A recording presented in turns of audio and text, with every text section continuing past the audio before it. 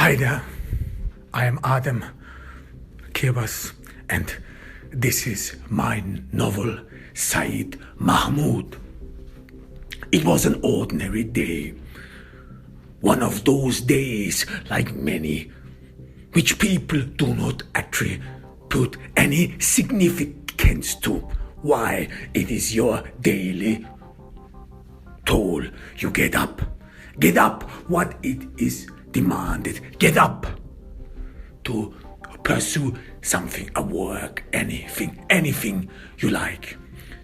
Sayyid Mahmoud got up very early. He loves it when people are still asleep. When he is awake, this gives him a feeling that he would be on the edge, above everything, that he would make something different, that he is, for a fact, different. This is how he thinks about himself. His threats on the surface of this world, his thinking. Sayyid Mahmoud indeed thinks of himself a unique human being, one of his own kind. And there are, of course, this is what he's sure of, there are only few of him. And he grants this grandeur only to those who he appreciates, who are detached far in a distance, so that he can admire them. He gets up, walks toward his dresser. He looks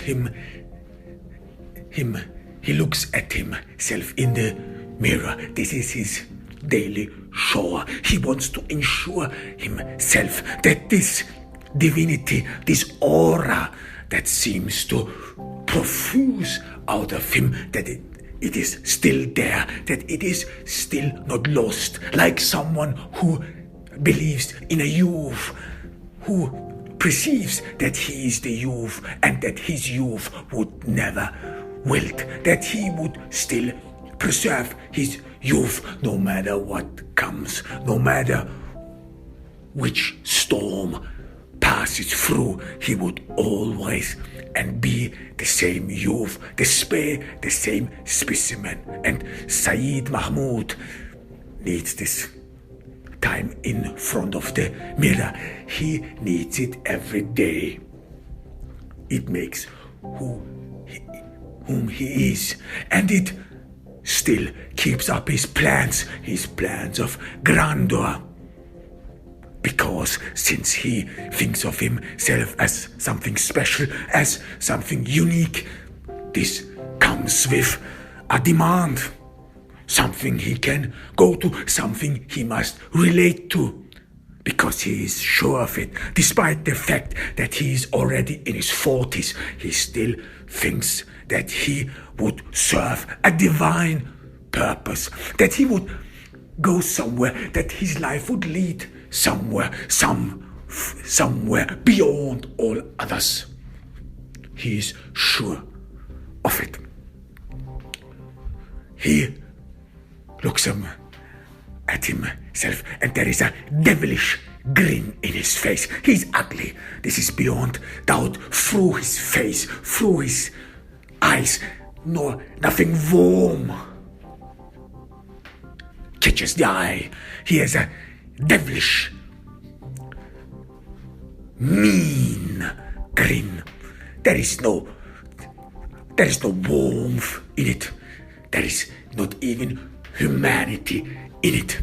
Just a cold, devilish grin. A grin that implies, or should imply, that he is in charge. This is how Sayyid Mahmoud thinks of it all. That he would know the answer, that he alone would have the answer because of his heritage, because he is who he is, because his life would have a purpose. And there is this grin, this devilish, cold and mean, malignant grin of someone who is sure of one fact, that he and he alone would know the secret to the universe, that he alone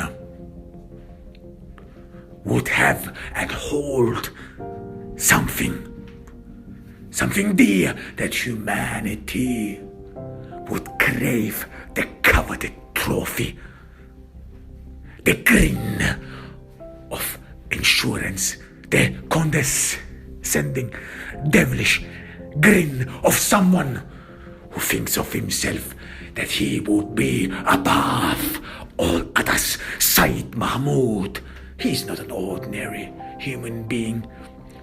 Do not call him ordinary. Do not call this specimen, this one of a kind, ordinary. Sayyid Mahmoud is an advocate of severe punishment to those who question his aura, who question his divinity, his divine descent. This is unbearable. Someone who would not appreciate this man's divinity, this family's divinity, is nothing but an evil person. Sayyid Mahmoud is sure of it.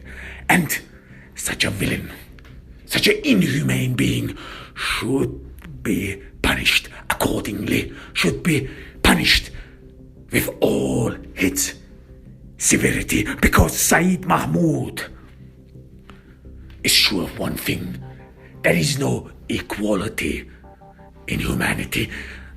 Not every human being is equal. It can't be equal. It is impossible that all human beings are equal, because even God, the Almighty, bestows enlightenment only to a few. And Sayyid Mahmoud thinks of himself as the chosen one, as the one who is enlightened, as the one who knows the answer. That is why he is grinning in his devilish, malignant smile. God couldn't have created such an evil and ugly creature, such an evil kind. No, indeed, no. He is one of a kind. He is one of those whom you do not want to meet. One of those evil, repugnant creatures you don't want to cross paths with. Not because you would be afraid, not only because they could harm you, not. No, it is because you would look into the depths of human depravity. You would look into the depths of pure evil, of debauchery. You would look into the abyss of no hope, of darkness, of life which has no warmth, of no sun. You would lose your faith in every good, because if these villains, if these malignant human beings call themselves divine, if they truly emphasize their selectiveness, their divinity above all others, what is there to be hoped for? What can you believe in? What can you do? Nothing at all but to turn back from God and His saints. But this is a story we have to tell another time. Sayyid Mahmoud checks himself on the dresser. He needs shaving.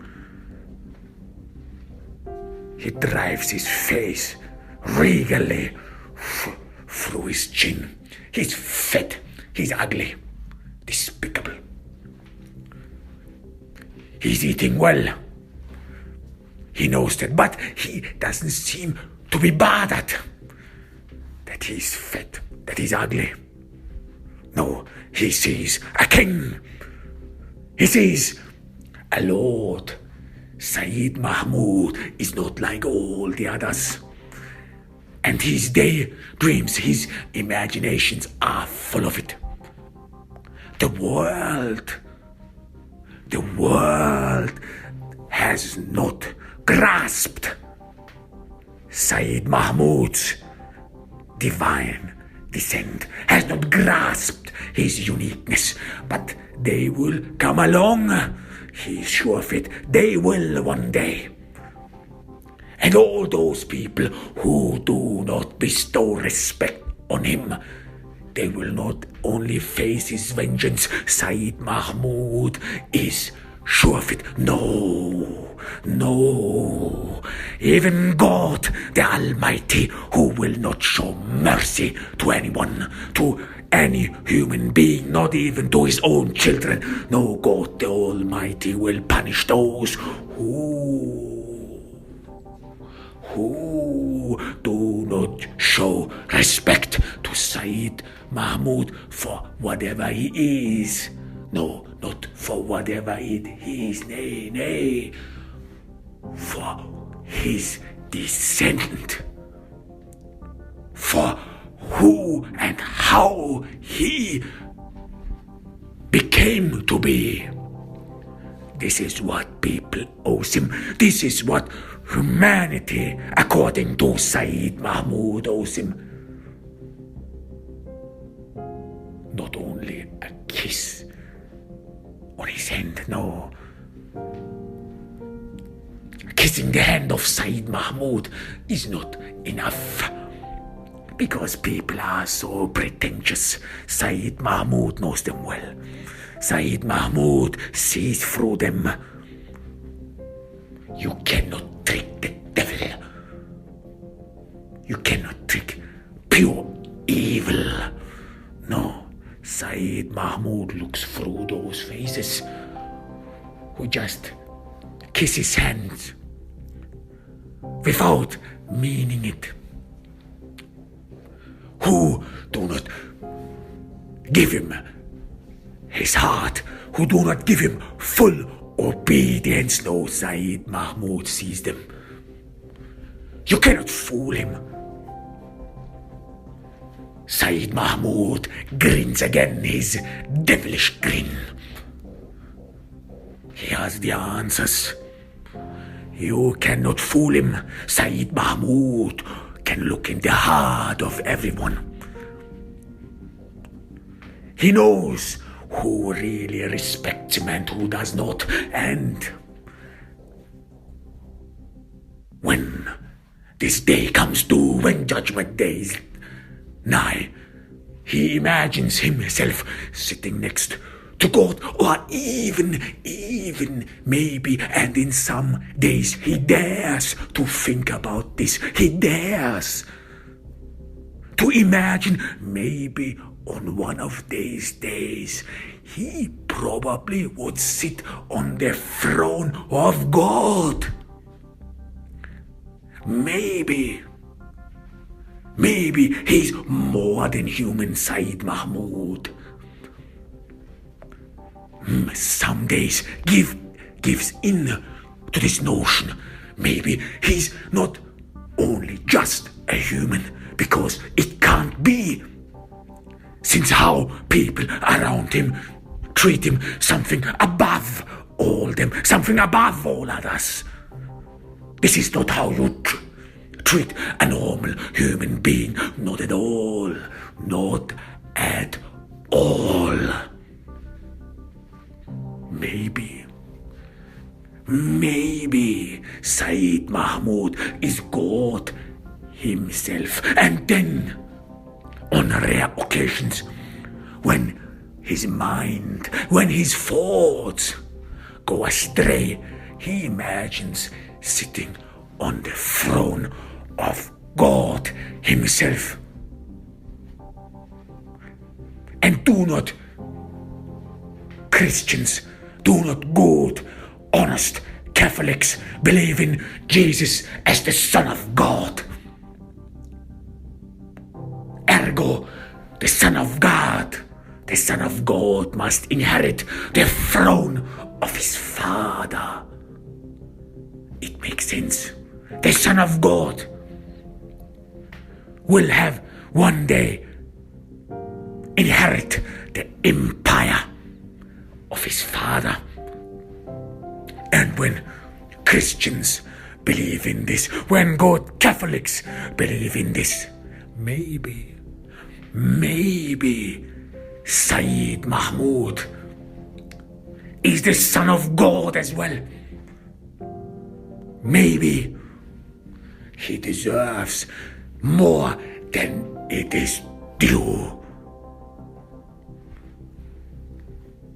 That's why for Sayyid Mahmoud it's not enough that human beings, ordinary lackeys, only kiss his hand on rare occasions called religious holidays. No. This is not apt to the Son of God. This is not apt treatment to the heir of God's empire. No, it is disrespectful. It is one and a kind. Again, Sayyid Mahmoud grins his devilish, ugly, inhuman grin from the depth of hell. Yes, these villains, these evil creatures are among us. Pure evil walks among us. Sayyid Mahmoud has been brought to reality again. He looks at him at the last time. He swirls, turns around.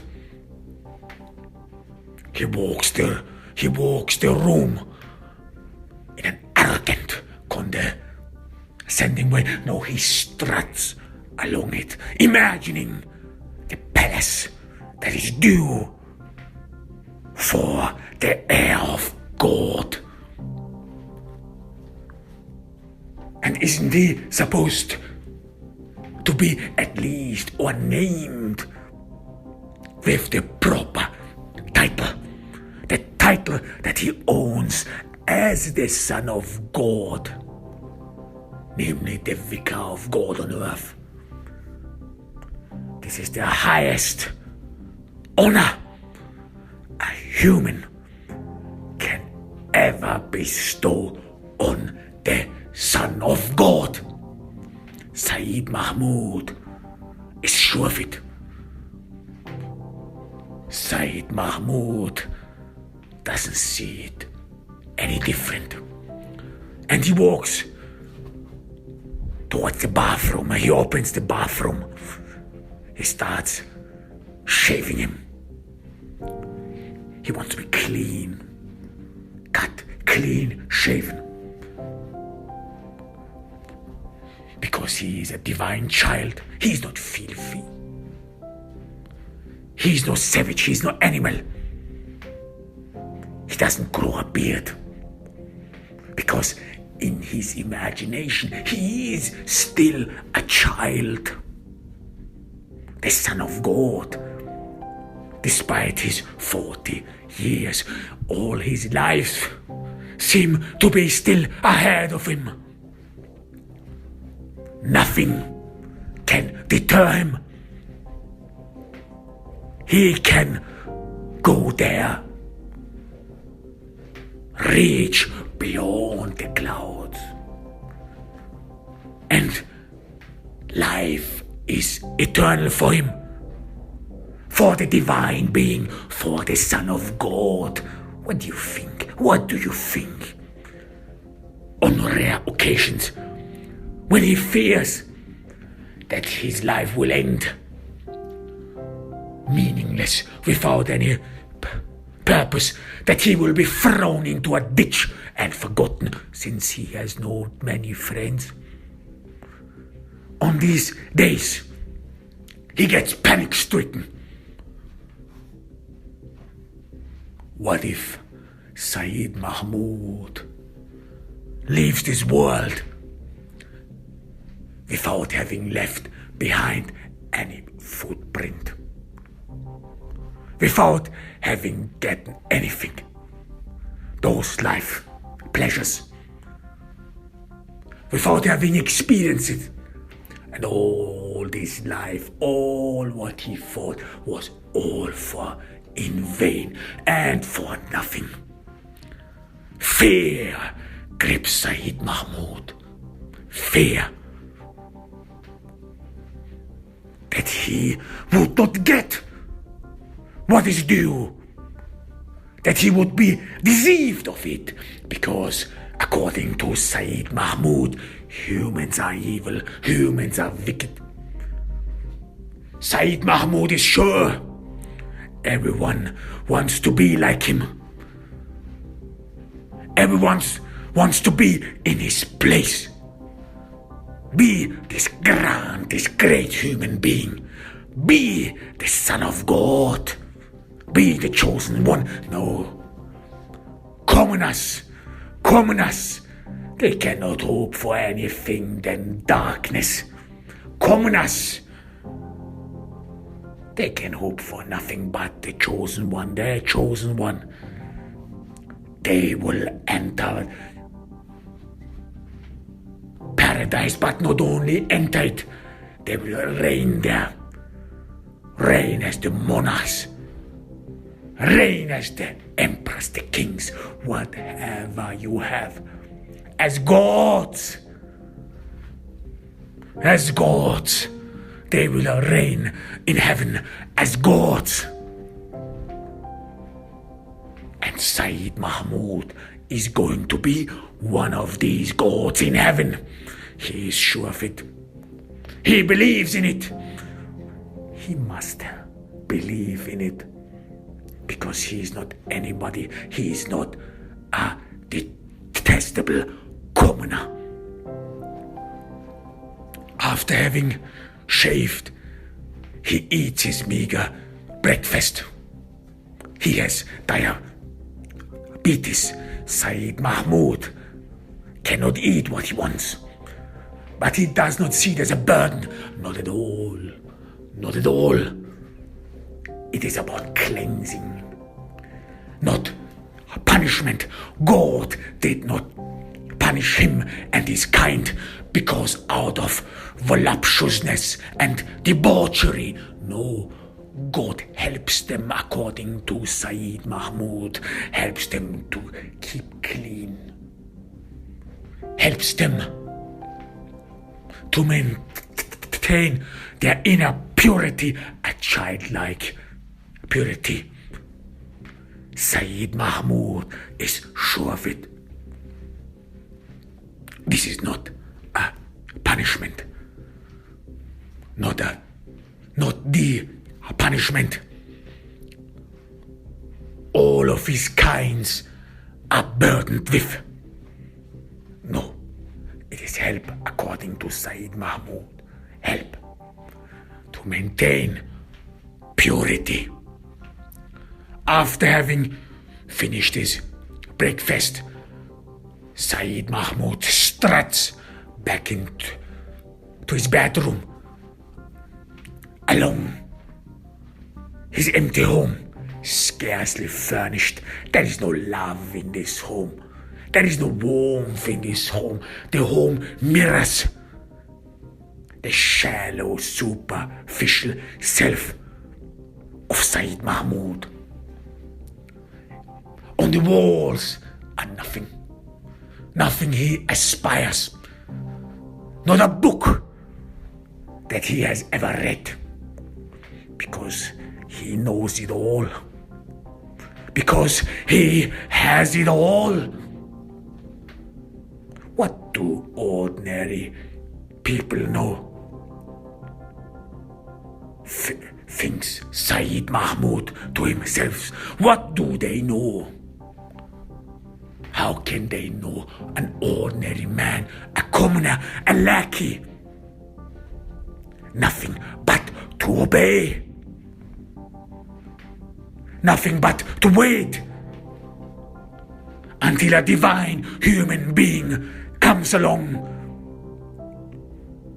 shows him the enlightened path. Sayyid Mahmoud imagines again. Imagines a flock of worshippers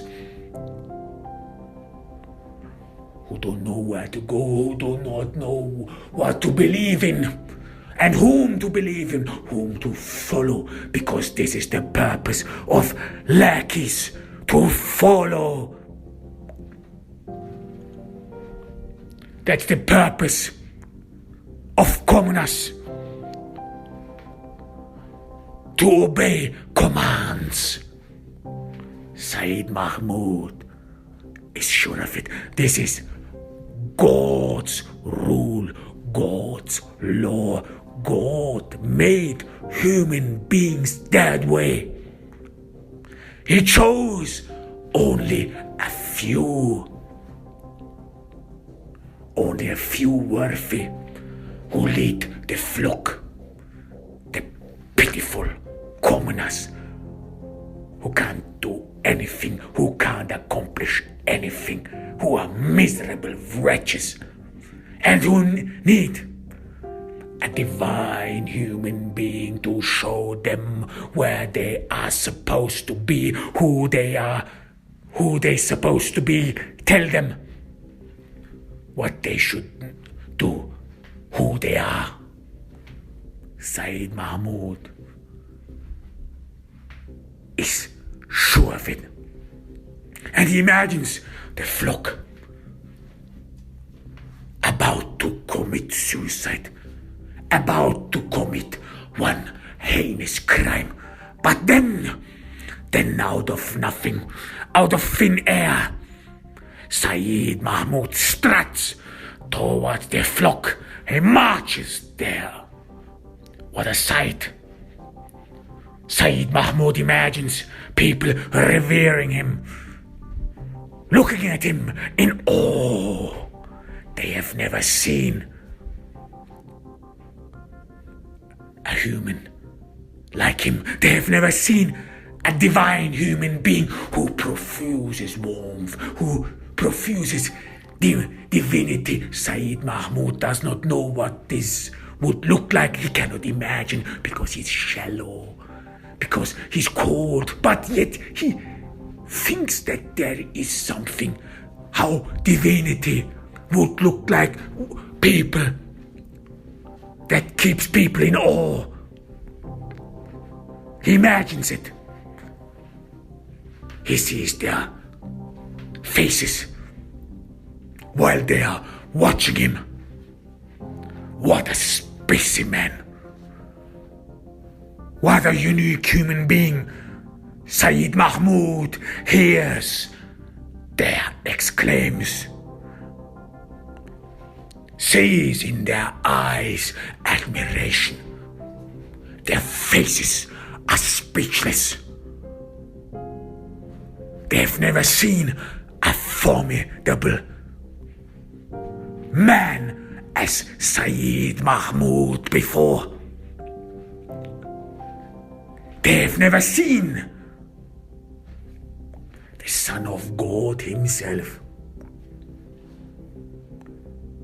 And then Sayyid Mahmoud takes the reins. He brings order. He soothes the detestable pain of commoners, because as a commoner, Sayyid Mahmoud imagines you are nothing but suffering because you are a miserable wretch. As a commoner, You must be nothing but envious, because your life has to be miserable. You cannot hope for anything. You don't have anything. You have nothing. What does a commoner aspire? Of course, Sayyid Mahmoud knows the answer. He aspires to be a divine human being. It is as simple as that. Sayyid Mahmoud knows the answer. And he gives you the answer. He gave it to you. Again, Sayyid Mahmoud stands in front of the mirror in his bedroom. Again, a devilish, ugly smile. Evil profuses out of his eyes. But the only thing Sayyid Mahmoud sees, the divine aura. People talk about, but he cannot imagine it. He can only assume it. His eyes do not see it. They can't see it. Never. Sayyid Mahmoud opens the dresser. He puts on a police uniform. It is the only one he has. He has no reserve. He's thoughtful while putting on the police uniform. It does not fit 100%. What human hands made. But he can encourage himself, no matter whether it's fit. The streets in the city need him. He needs to be out there. Because commoners, lackeys, need a guiding hand. Commoners need to be told what to do. Sayyid Mahmoud needs to take charge. For Sayyid Mahmoud is the only one who has the answers. The vicar of God on earth and God's son. If he does not know the answers, who knows them? Who knows the answers to questions commoners would never ask, would never admit, would never give in to? How could they? How could they ever believe? Their desire is but one thing: to be like him, to be like Sayyid Mahmoud. What do they know? What do they know? Sayyid Mahmoud puts on his police uniform. He straightens his back. He tries to look fierce. He will show these evil commoners who do not believe in the divine order. He will show them. He will show them what the punishment of disrespect is. And Sayyid Mahmoud imagines all kinds of scenarios where people do not see or do not want to see the divine aura he's surrounded with, and he will punish them severely. His vengeance will go on them without mercy, because Sayyid Mahmoud is sure of it. In order to punishing commoners, in order to punishing lackeys, he actually helps them. He meant taints their good spirit. He helps them and prevents them from doom. He helps them to be decent human beings. And how can you be a decent human? According to Sayyid Mahmoud, there is only one answer, one variable answer. This is the belief in the divine order. The belief that everyone has its place. A commoner, a lackey, cannot dream of becoming someone chosen, a selected. A commoner must not think on ghosts, must not even imagine that he could stay at the same stance as a divine man, as a divine descendant of a saint. No, Sayyid Mahmoud has to reign in the rule of law, because this is the one common rule of law, the one rule everyone has to accept, and all others are derivations of it. And this is that there is a divine order, that there is God's will, the only variable source is God. That is God's order, and everyone has to obey by it. Sayyid Mahmoud knows it. Sayyid Mahmoud knows it well. Sayyid Mahmoud holds his stick tightly. He imagines wrongdoers. He imagines people who do not obey by the divine law.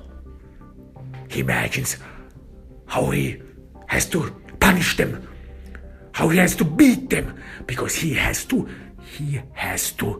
as the Son of God.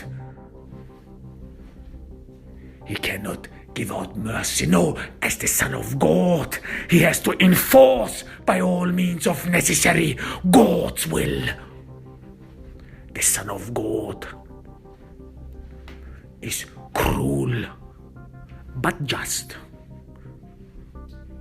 Sayyid Mahmoud knows that. And he would beat these men even if their families would plead for their poor man's soul. No. Sayyid Mahmoud cannot show mercy, and Sayyid Mahmoud would have to explain to the families. It is just. It has to be just. Because the Son of God bestows this punishment on human beings. Yes, he bestows it on them. He helps them. It is just. It is necessary. And all their pleadings, they are in vain. All of them. Because the society, the divine order, which comes above from God and which runs through Sayyid Mahmoud and his descendants and his kind. These water, these rivers, they have to be maintained. They have to be flown. They have to flow. Or else there is no society anymore. Sayyid Mahmoud is a guardian. He imagines himself as a guardian of society, as a guardian of human decency.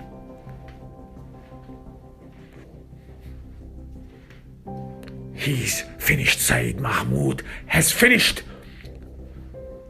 looking at himself, his daily chores, his imaginations of grandeur. He's finished getting excited before the work. He loves his work. He enjoys every day of it.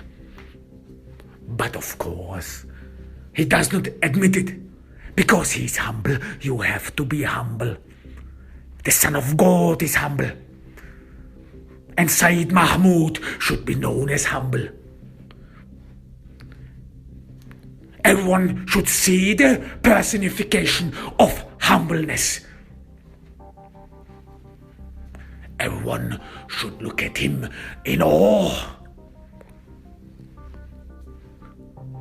Look at this specimen of God, this formidable man in reverie. They should hold him in high esteem. Sayyid Mahmoud likes his job. He struts out. He feels his shoes underneath him. Hears their sounds on the floor. This heavy footprints. He imagines that everywhere he goes, he leaves back a divine footprint, a divine shoe print, which every commoner can only admire in awe. Every lackey can do one thing but one thing: to kiss the very earth. This divine being walks, and Sayyid Mahmoud grins again, his devilish, ugly grin. These cold eyes, they never produce any warmth, no matter which thought passes through this shallow brain. No, it is all the same. He looks back again in his home. Everything is in proportion. Everything is scaled under his eyes, scaled. Everything is under control. Sayyid Mahmoud does not want to have any nook, any cranny of his home to be kept in the dark. Nothing can hit, nothing can hide from his eye. Nothing can hide from this evil eye. Nothing and nobody can escape him. Sayyid Mahmoud closes the door and walks out. For him, it is a day. Another day, like always.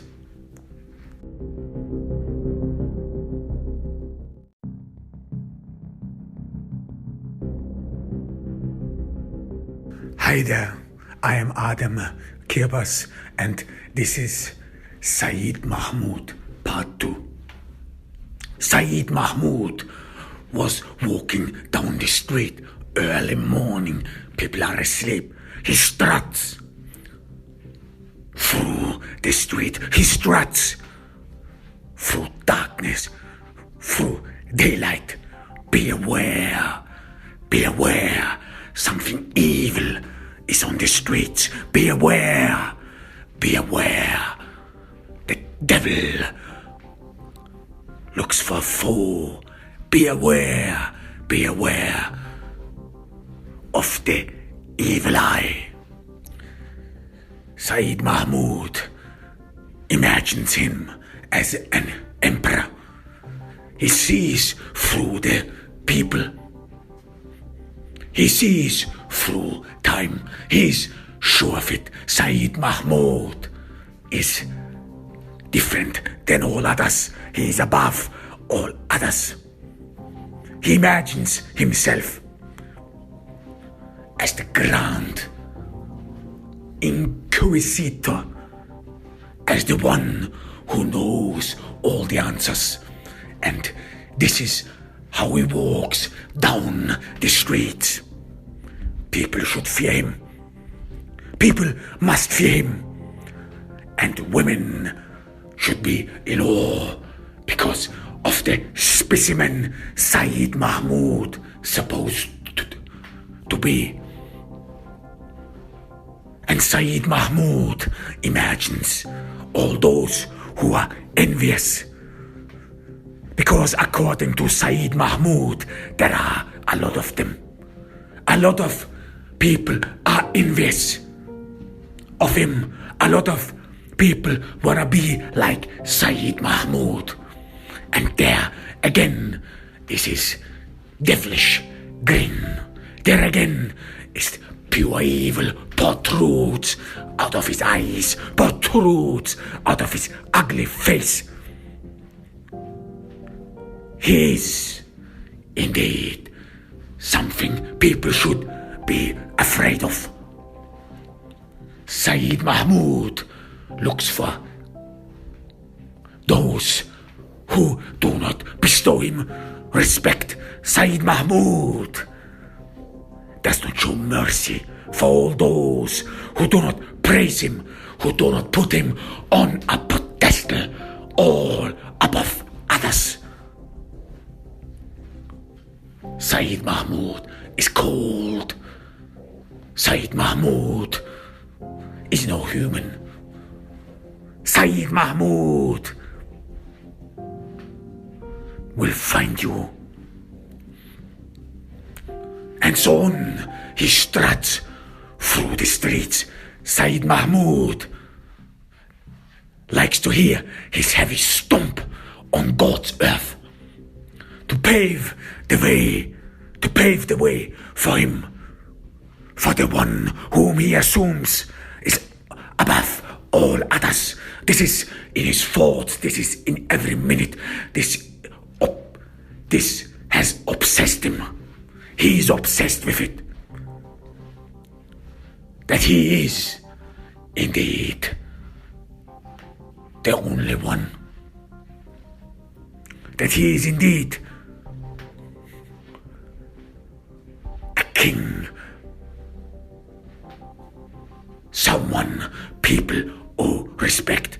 And then he walks into a bakery. He does it every day. This is his morning ritual, because Sayyid Mahmoud tells himself and all those who listen that one has to have morning rituals. Not because they are important.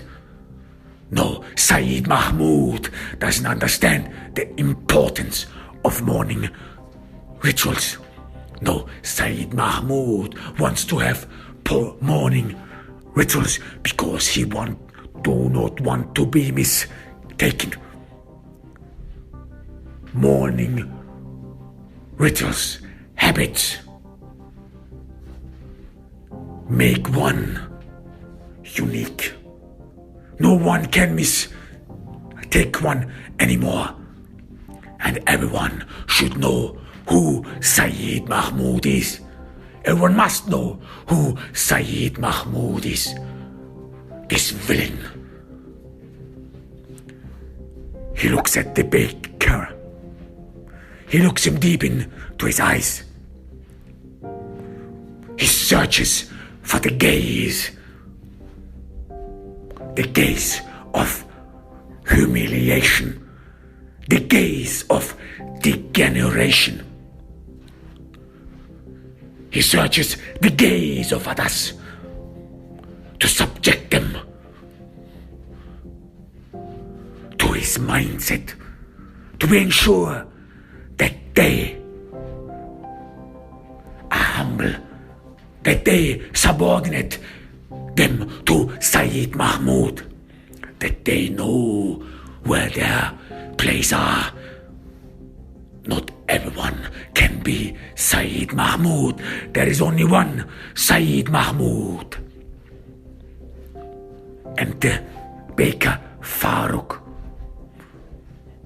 he's an honest and decent man. He does his work. He do not leave anything to chance. He's hard-working. But he is punished by fate. He doesn't know one. Why? Farooq once stood up against Sayyid Mahmoud. Farooq, the commoner. Farooq, the ordinary man. Farooq, the man who has no name. Farooq, the man who does ordinary chores. Farooq, the man who does odd jobs. Farooq, the brave. Farooq, the honest. Farooq, the decent. He stood up against Sayyid Mahmoud, against all of their kind. He rose his voice. He questioned the natural order of things propagated from the pulpit and protected by Sayyid Mahmoud. He stood up to it. What a brave man. What a great man. What a hero of our time. His name is Farooq. Don't you forget it. Don't you forget his name. But he was not blessed. He married a beautiful woman, Hatijah. A gorgeous woman. And Farooq fought the new dawn, that no one ever would be subjected to the whims of the Sayyids, to the relatives of Sayyid Mahmoud. Freedom. The break of chains, and they are heavy. Those of the moral ones, those who keep your soul enchained, chastised, and laden with burdens for your grandchildren to carry. And Farooq freed himself. He destroyed the chains of oppression. No one, no commoner shall ever be subjected to the whims of these people. He was sure of it, and so his beautiful wife. But his commitment, his determination waned with a poor soul. Because his firstborn child, a boy, was born with severe retardations. This would be the end of the line. The end of the grand thoughts. The end of the liberty. The end of the thought of equality. The end of the beginning that would have torn down the unequal pedestals. And it was destroyed. There wouldn't be any future for Farooq the honest, for Farooq the commoner, and Hatijah his beautiful wife. Farouk was embarrassed. He didn't know what to do. He tried it again. Again his luck. Again he prayed. Because this must be the will of God, since are not all the same, are not all equal in front of God. And Sayyid Mahmoud, this evil man who keeps harassing the honest, the common, this evil fiend, he can't be true, thought Farouk. This can't be God's will. No God would want his children to be subjected to the whims of this evil caste, to the whims of the evil eye. How can it be? He tried it again, for the future must be kept alive. The seed of a great awakening, the seed of all equality. And the world would be rid of this stain of human conscience. Never again would a commoner be subjected. Never again would a commoner be called a lackey, subordinated. Never again would commoners see but inequality, see but injustice, think that the will of God is that never again should this happen. Therefore, Farouk the honest, Farouk the commoner, tried it again. He wanted to challenge his luck, but he was not heard. He was not given the chance. The beautiful flower of equality that was supposed to blossom wilted and died. And so Farouk's confidence, a shadow was cast across the face of this honest, among all honest, of this commoner, whose life is more worth than the filthy, debauched life of an aristocrat. Yes, Farouk the commoner, write down his name, remember his name, because he is the true hero. He is one of a kind, unmatched, unrivaled, the perfect specimen, but he was unheard. And with him died the thought of freedom, the thought of equality, the belief in God's holy worth, in God's paradise, that we are all would be equal on earth and in heaven. With him died this thought, and humanity was left in despair.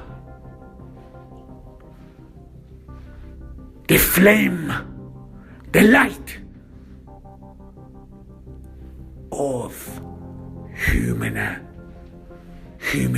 liberty, the flame, the light of equality, of brotherhood, of love and shared tears, the flame that pitted humanity against evil animals, gave them warmth to warm their souls, their friends and families, and bestow lightning sensations. This flame was extinguished, buried under layers of ground and obedience, destruction. Havoc was wreaked on humanity. Without leaving even one last straw to grasp. Tell me, who would ever believe in God's justice after being dragged through hell? Tell me, speak up. Tell me quick. Or hold your peace. Be quiet. Shut up. Farouk the commoner, Farouk the honest. Listen to him, for he speaks for all of us. This was a heavy blow. He didn't know what to do. He was desperate. And once there came Mullah Haini. Mullah Haini told him, this is the proper punishment for your insubordination, for your infidelity to the right divine order. God punishes you. These were the words of Mullah Haini.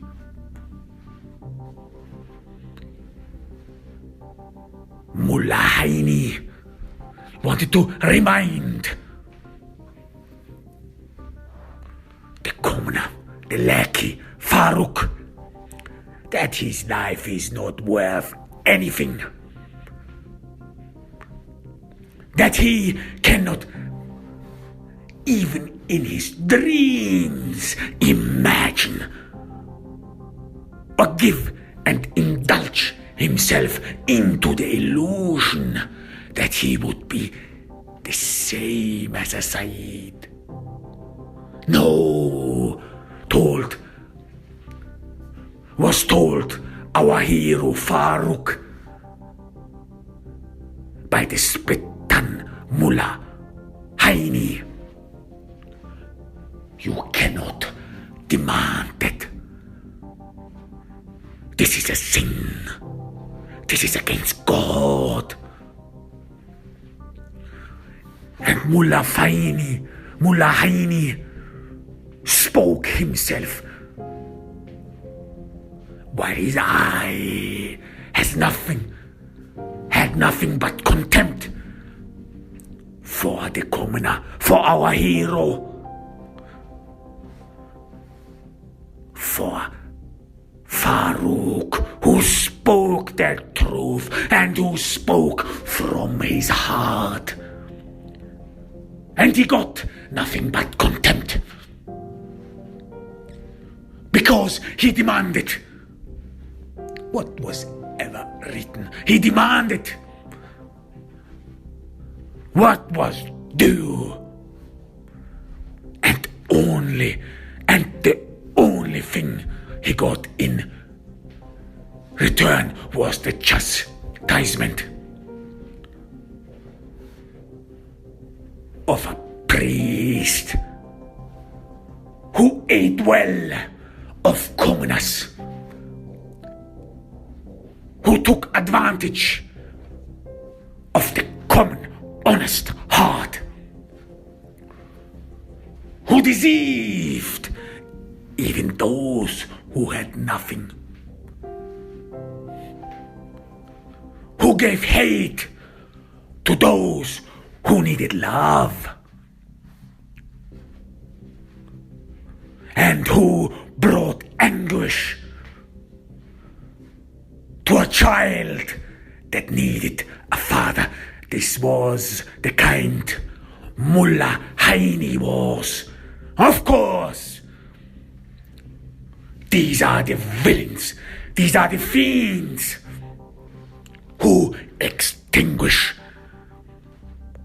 the flame, the light of happiness. No, in their world there is no sun. In their world there is darkness, eternal darkness. And these evil fiends, they walk the earth and they destroy and poison every common mind. And in their company, no commoner will ever feel happiness. No commoner will ever feel joy. In their company, you are not feeded with good fortunes. No, you are being robbed of the little you have. And this is your self-respect. This is your decency. Farouk, the commoner, pity him, for he is a broken man. His head was bowed after he heard the treacherous words of Mullah Haini. After he believed the fiend of all humans. After he took his words for granted. Yeah, God does not love all his children equally.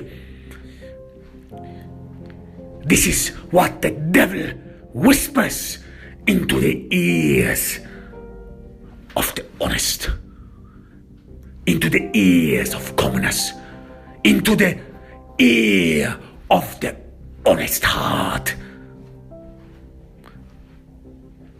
and depraves him of light, debauches him and drags him through the mud.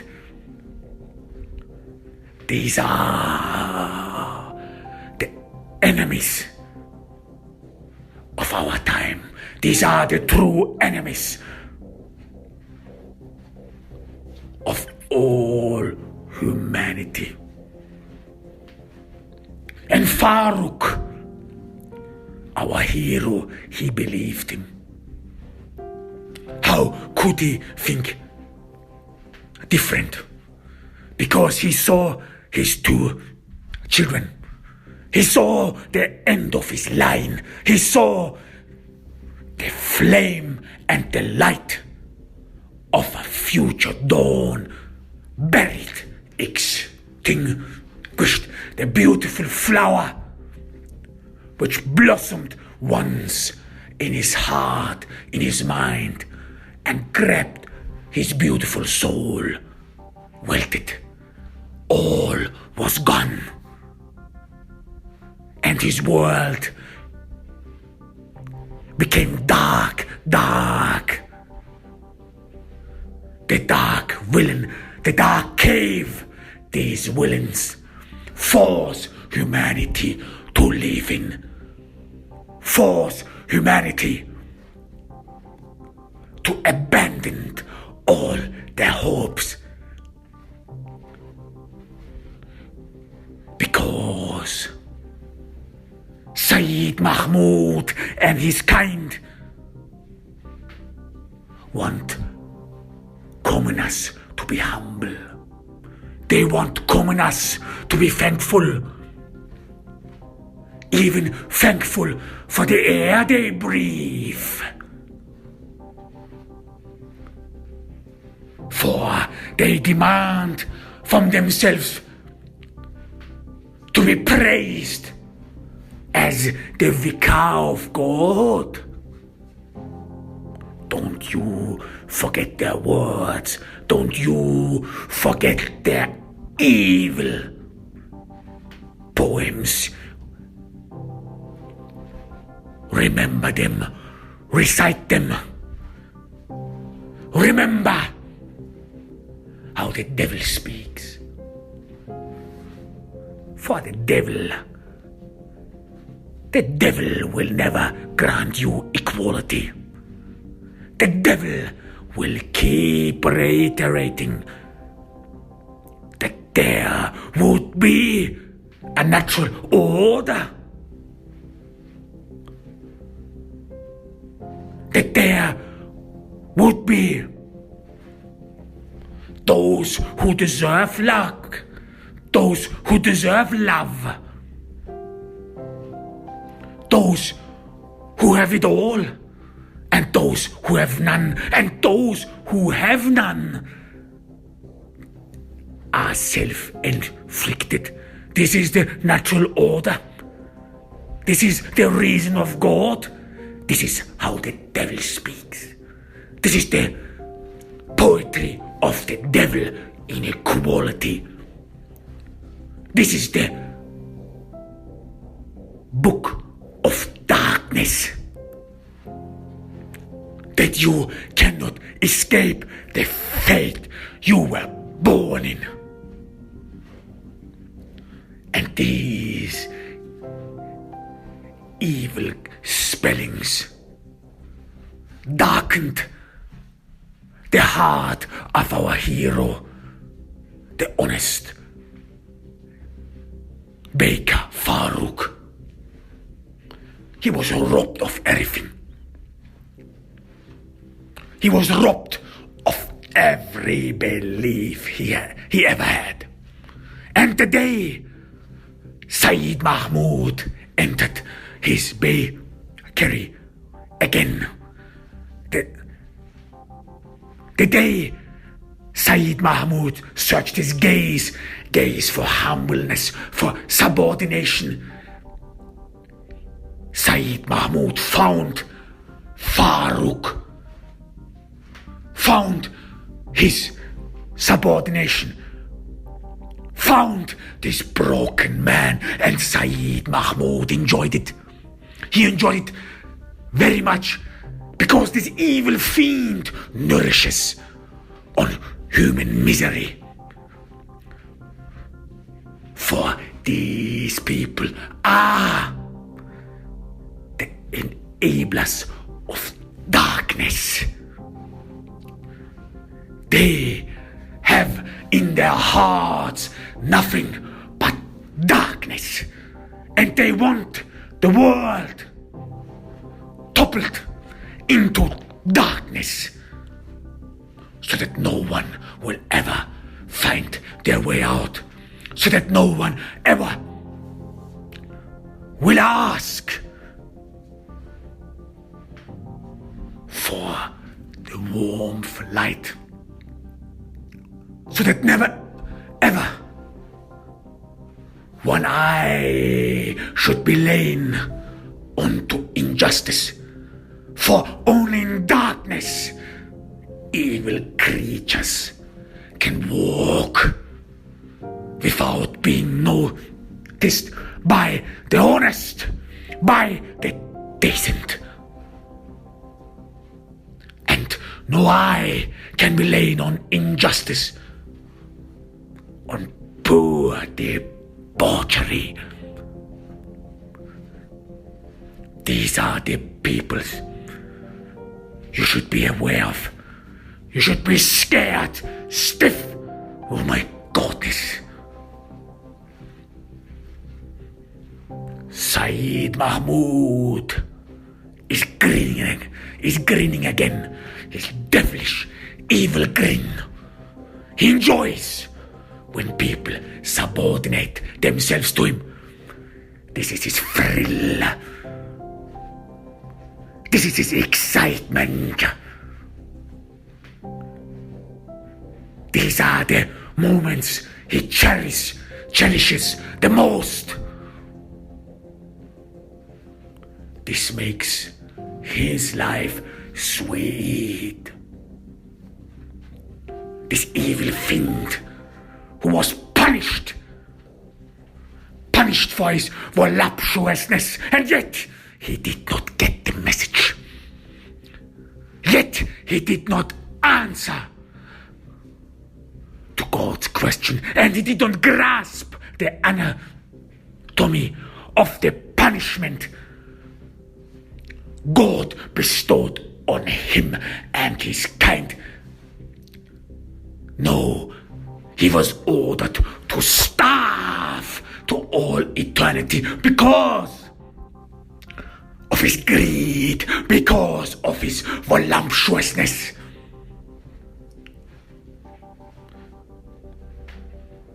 So that he cannot and shall not engage in debauchery. He was ordered to cherish the little sweet he can have in his life.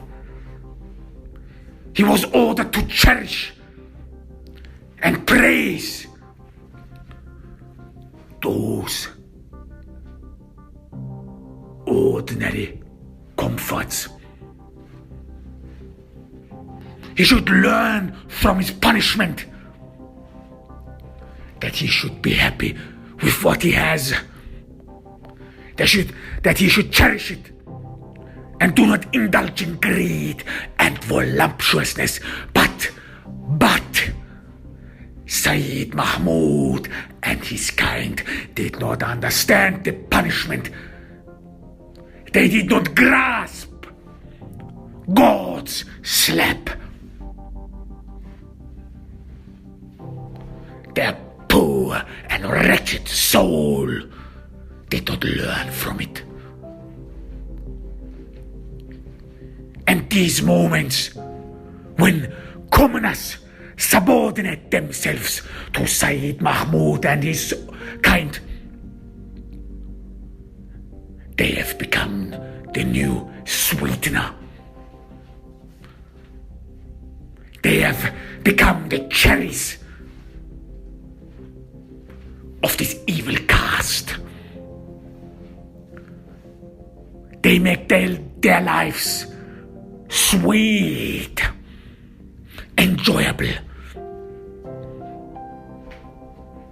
And instead of learning from their punishment, no, they saw it as a great opportunity to more engage in debauchery and voluptuousness. For now, they did not covet sweet, no, they covet human souls. Their greed is for money, for human flesh.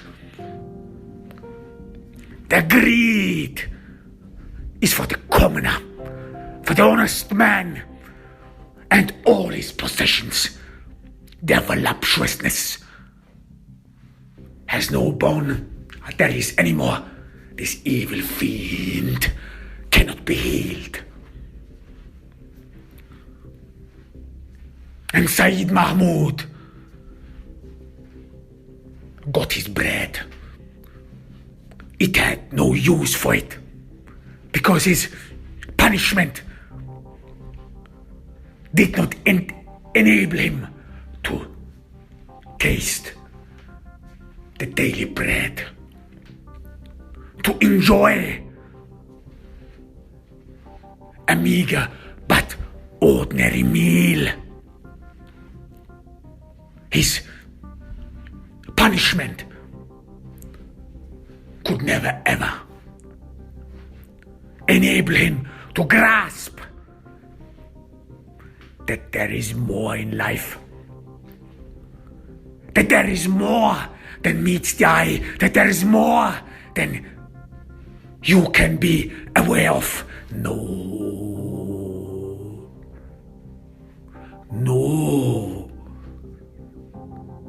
For they cannot grasp anything. The only thing they can do is destroy it and ruin it. And yet Sayyid Mahmoud bought these 2 loaves of bread, not because he could eat them, for he could not, No, because he cherished and enjoyed the downcast composure of our hero, Farouk the commoner. Because Sayyid Mahmoud enjoyed his work, his depraved doing. He enjoyed that he robbed the honest of all honest, of his human soul. He cherished it. This gave him power, excitement, a thrill. He imagined his hands holding the lifeblood of commoners, holding their life strains and pulling on it. Like one pulls their liver and destroys a human life. Sayyid Mahmoud, he enjoyed the thought that all these humans would depend on him, would be under his spell, under his dark, evil spell. He enjoyed having power over them. He enjoyed robbing them of all joy. No, for he did not understand his punishment. He did not grasp God's purpose. He thought, if I can't have joy, no one else should have. If I can't cherish sweet, no one else should have. And they all should be robbed of it. And all humanity should be robbed of joy. This was his predicament. This was his goal. His will and prayers. This was the dark spell, the dark visions and mind illusions he prayed to. This was his world. Darkness, eternal darkness. No joy, no happiness, nothing but depravity. Because in such circumstances, in such evil darkness, depraved and devoid of all hope and joy, in these circumstances, the evil fiend Sayyid Mahmoud could blossom. This is the world of their equality. This is the world they have prepared for all mankind. Doom, despair, tears, and cold. What a waste. What an evil plan. What a villain. Farouk, the hero, gives Sayyid Mahmoud his bread. He can't do anything. The gesture is purely symbolical. Another gesture of his subordination, because he cannot change it. He can't change it. He was being told that this is fate, that this is God's will. Our hero was told this would be what God would want and would be his will to all eternity, and the punishment for his insubordination. How can he do anything else? And all this time, all the moments, our hero stood up against this injustice, against the debauchery, against this evil fiend. He came crashing down to the earth because he is not the one, and he must not demand for more. He can't. And this caste, these evil people, wanted to make out of our hero an example for the world to see, for the world to grasp, that they should never ever question the natural order of things, so that they should never ever aspire equality, so that they should prepare themselves for even in hell, even in heaven awaits them misery. So do not hope for anything. Give up your hopes. This is the gospel of these people. Give up all your hopes. Give up all you aspire. You are a miserable wretch, and you will die one and continue living so in the afterlife. What a sham.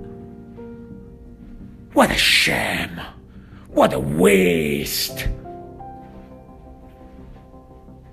of a life. What a waste of a purpose. All in vain. Sayyid Mahmoud takes the bread. He doesn't even look at it because he can't eat it anyway. And this evil fiend leaves the bakery and leaves our hero devastated. He continues his path, and he comes across children begging, poor souls who have nothing to hope for, only some coins.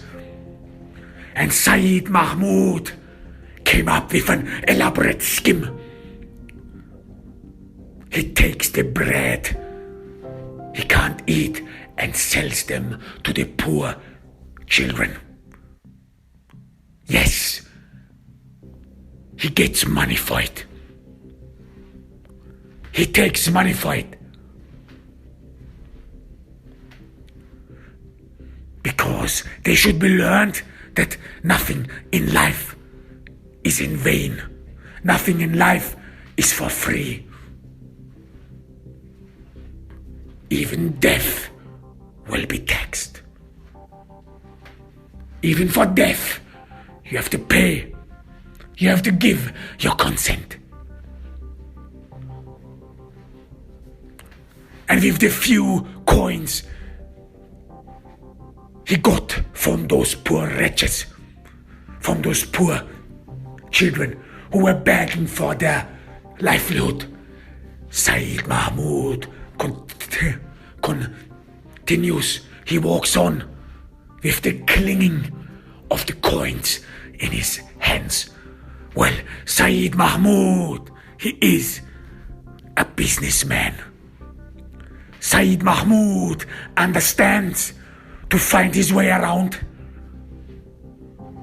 Sayyid Mahmoud teaches everyone how life really is. Sayyid Mahmoud perceives himself as honest, as decent. This is his understanding of decency, of honesty. Yes, Sayyid Mahmoud is one of a kind. Be aware. Be aware. This evil fiend walks the street. Be aware. Be aware. The evil eye looks for prey. Be aware. Be aware. The evil eye could see you, could drain the life out of you. Be aware. Evil walks this earth.